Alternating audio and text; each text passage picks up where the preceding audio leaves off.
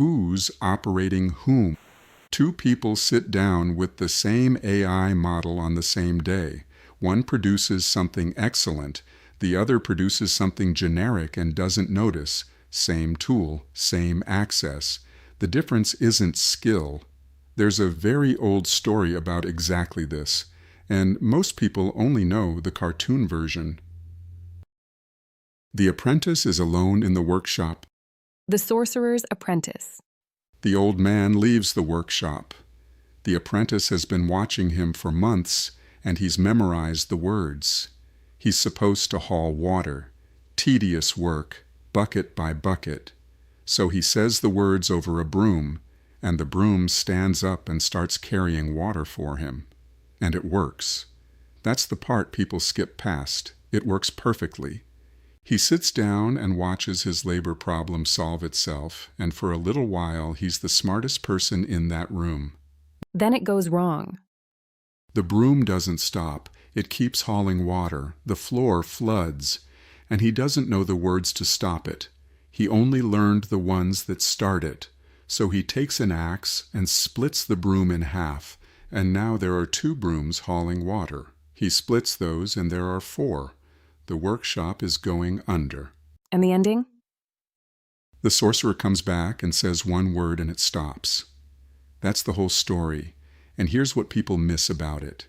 The apprentice wasn't punished for using the magic. The sorcerer used the same magic. That's his job. That's the entire workshop. The difference between them wasn't access to the tool. They had identical access. The difference was that one of them could direct it and the other could only start it.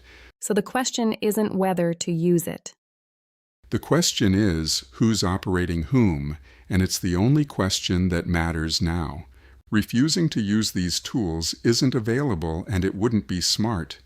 The apprentice's mistake wasn't picking up the magic.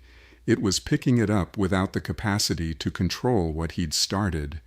And I watch this constantly. Someone sits down with the most capable tool ever built and pulls mediocre work out of it, while somebody else uses the identical model and produces something excellent. The variable isn't the software. It's the state of the person at the keyboard. Break that down. A machine doesn't have a bad afternoon. You do. Someone depleted asks a vague question because they don't have the clarity to ask a precise one. They get a generic answer, and they accept it, not from laziness, but because the discernment required to notice it's generic is the exact faculty that's currently offline. Someone clear asks a precise question, recognizes immediately when the answer is hollow, pushes back, and gets something genuinely useful on the 3rd pass, same machine. The difference happened before either of them typed a word. And the flooding workshop?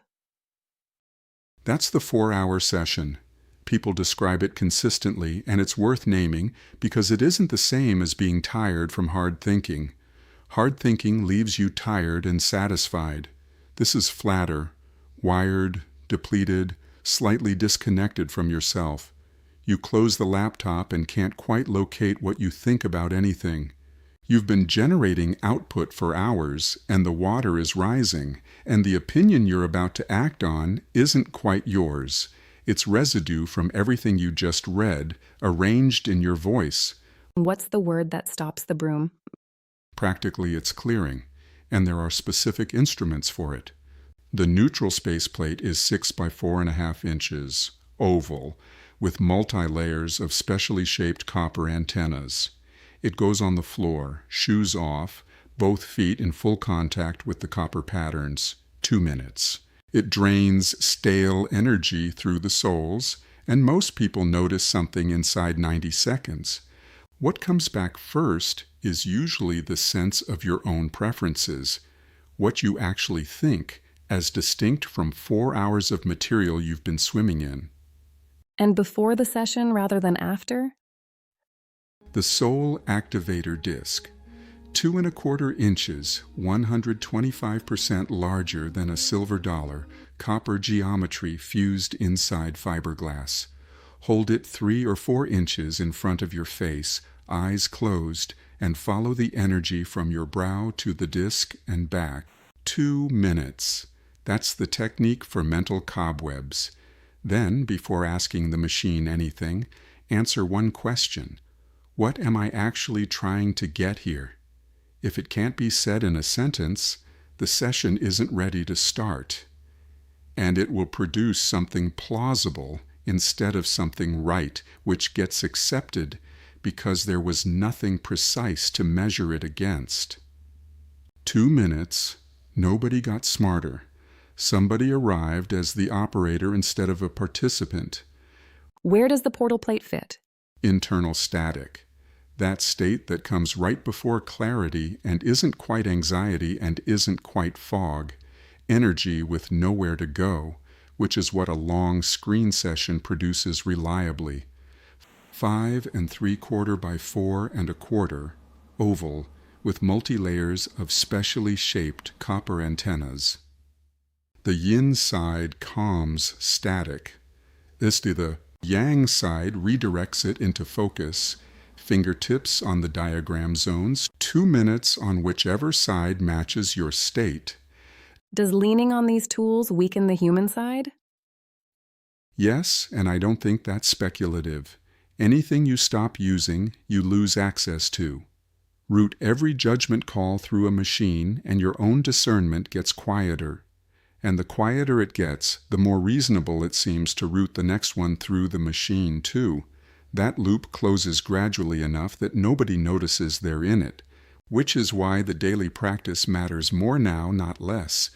You need something that actively maintains your access while you're using tools that quietly encourage you not to. Joel, sum this up for the viewers. The apprentice and the sorcerer had the same magic. One of them could stop it. The machine gets better every quarter regardless of what anyone does. The only variable anyone controls is whether they show up with their own capacities online, and those are energetic capacities with an access problem. Access responds to an instrument you can hold. See the full line link in bio. The assessment is free, 5 minutes, no email required. If that made sense, go back to the first video. What the tools actually are, what the copper does, and why the geometry took 30 years. It's on screen now. See you in the next one.